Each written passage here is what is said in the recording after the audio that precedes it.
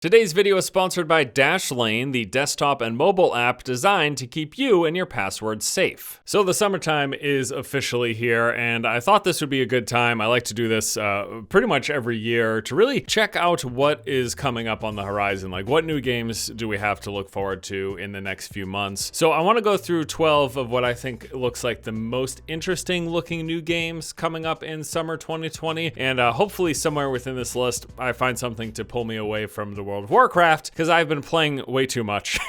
I'm not gonna lie. All right, so let's go ahead and go into the list. Let's check out 12 great games that you can play in summer 2020. I like to go in order of release date, so we're just gonna start things off just a few days from now on June the 2nd. We have the official release of Valorant. This is the competitive 5v5 character-based tactical shooter from Riot Games. It's a game that's all about precise, highly lethal gunplay with the splash of hero abilities. It's basically like you took Counter-Strike and added characters from games like Rainbow Six Siege, Overwatch, or TF2, and really there's a huge focus in this game on this high-level competitive play. Now, it's been in beta testing for a little bit over a month, and again, the official launch is happening on June 2nd. It is PC only. I have a couple of videos on Valorant up on the channel already. I played actually a fairly significant amount over the course of a couple of weeks when I got into the beta, and I really liked the game quite a bit, but I just eventually stopped playing completely because it kind of seems like one of those games where you're either playing it all the time or you're not playing it at all, because the experience isn't as great if you're not as familiar. Even if I took a day off of playing Valorant, that I was falling behind and my teammates were getting pissed for not knowing like the new meta that formed over a 24-hour period. So Valorant is no question, it's a good game. I think it played great. I had a lot of fun with it, but just realize like it's going to be a very competitive game. There's going to be a very serious audience for this title. All right, the next game, I'm pretty hyped for this one. This is C&C Remastered, and of course I'm talking about Command & Conquer, which was one of the early pillars of the RTS genre alongside games like StarCraft, Warcraft, and Age of Empires. So this is a remastered collection that's going to deliver 4K graphics, a rebuilt multiplayer, an enhanced UI, and a completely remastered soundtrack. Some additional features coming with this remaster include a graphics switching option, mod support, custom game lobbies, a ranking system with leaderboards, replays and observer mode, a map editor, and hotkey customization. And this C&C Remaster launches on June 5th on PC. This is another PC exclusive here. And I guess the hope with this really, I think what's on everyone's mind right now is, boy, this better be better than that Warcraft 3 remaster that we just got.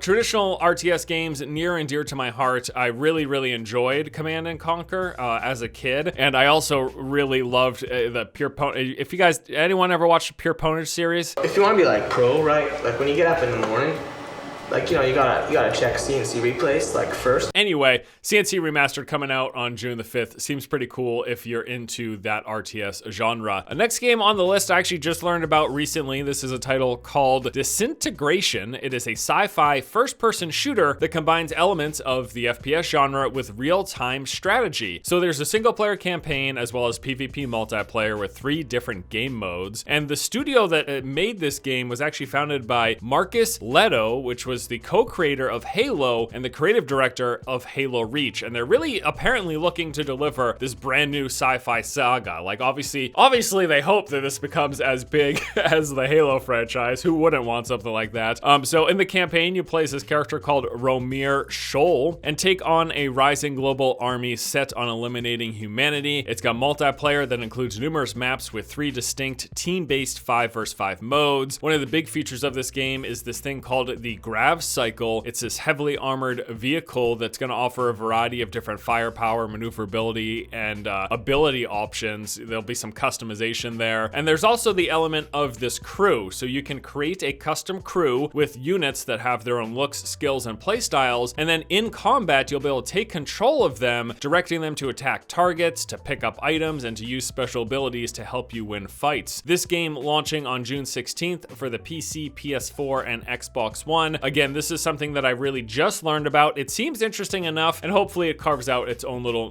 niche in the market. Niche?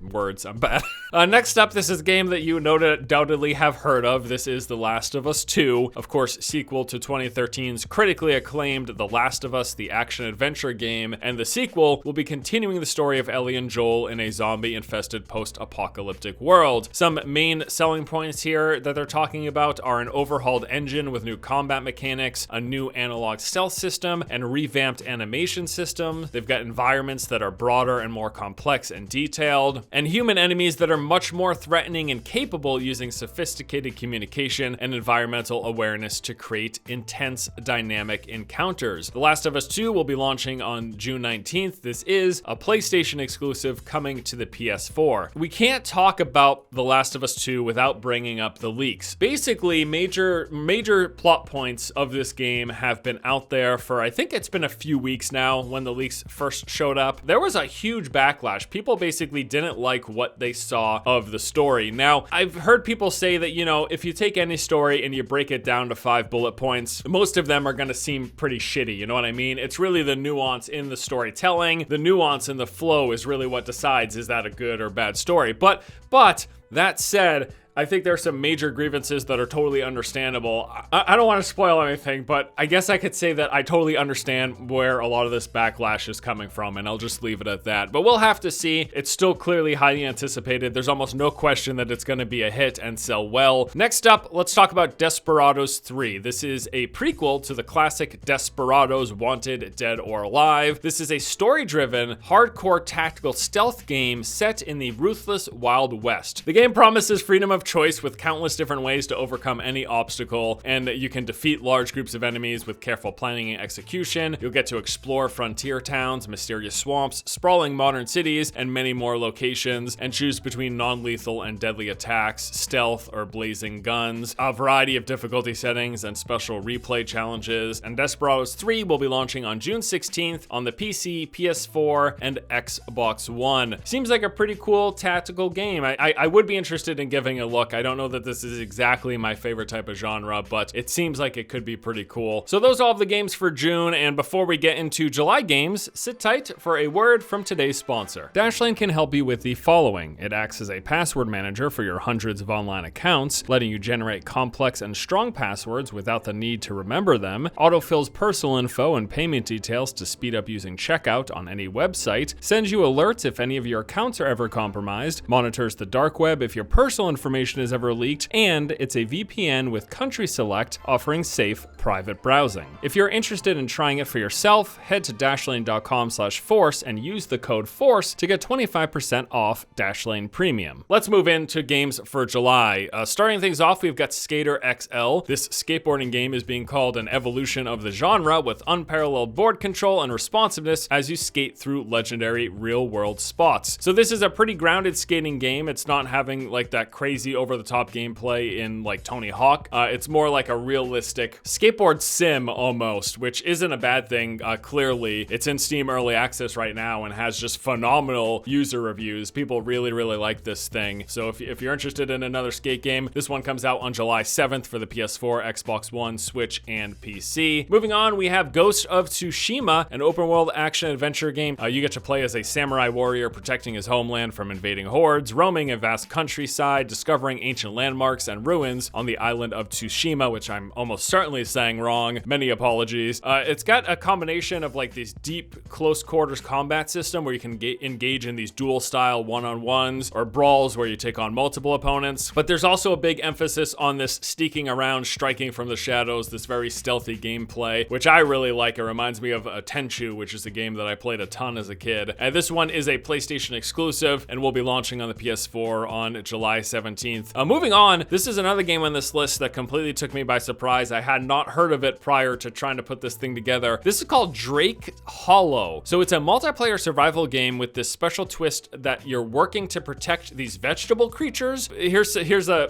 blurb from the official site. Explore a blighted world with your friends, gather supplies, battle savage creatures, and build villages to protect the local innocent vegetable folks known as drakes. So basically your mission is to protect these drake creatures, and they say they're hungry, thirsty, tired, and can literally die of boredom.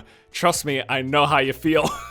So we have to build up these gardens to provide them with food, wells for water. We have to give them yoga balls and puppet shows to keep them entertained. It's hilarious, dude. You can craft treadmills and solar panels to generate power for Tesla coils, electric fences, and other fortifications. And besides keeping them alive and entertained, you have to protect them from the other residents of the Hollow. There are these evil feral creatures who are trying to take over the land, and you can take them on in one-on-one, this action combat system that the game has. There's a wide variety of weapons. You can also bring in your friends, as this game is multiplayer. They do have co-op options. So this game coming out on July 17th for the PC and Xbox One. This was a nice surprise in this list because I wasn't expecting this game, but I think it looks pretty neat. And last game in July is Destroy All Humans. This is an alien invasion story where you play as the alien. So basically this is a remake of the original Destroy All Humans, an action-adventure game from 2005. They're saying this is a faithful rebuild, but from scratch. So you will be terrorizing people of 1950s Earth in the role of the evil alien Crypto-137. You can annihilate humans using an assortment of alien weaponry and psychic abilities, reduce their cities to rubble with your flying saucer. There's psychokinesis to send enemies flying or bombard them with random objects. This game coming on July 28th for the PC, PS4, and Xbox One. And now let's go ahead and move into the games in August. I got a couple I want to talk about here. First up, it's New World. I've talked about this game a lot, and I will say that over time, my excitement dial is ticking downward, but I'm still looking forward to checking this thing out. So New World, of course, is the open world MMO action RPG from Amazon Game Studios. It's got an action combat system that the developers have said numerous times was heavily inspired by Dark Souls. So each weapon has its own unique attack patterns, progression, and even a skill tree, and you need to aim your abilities and attacks in order to hit your targets. There's classless character progression, where your abilities actually come from the weapons you use and the experience you have with them. There will be servers of up to 1,000 players. You're gonna make a character, level it up, gear it, and then prepare for one of the big focuses, which are these 50 versus 50 PvP battles for territory control. There are player-run settlements as well. There is also PvE in the game, so you'll be fighting back the island's numerous NPC factions. There will be world bosses for group events. There are these invasions where you fend off waves of enemies from attacking the player-owned towns. And New World is launching on the PC on August 25th. Now, the weird thing about New World is there's been a lot of debate about this game, or controversy, I guess, because they've had a big shift in direction in 2019. Besides that stuff, Amazon's first two games have not done well. Both of them getting around a 50 on Open and Metacritic, not a good sign. The first two games doing poorly doesn't necessarily mean the New World is going to do poorly, but I think that combined with a lot of the concern and controversy that we've already seen, I'm hoping they can pull it together because I like the concept of New World a lot, and I think it could be a really cool game if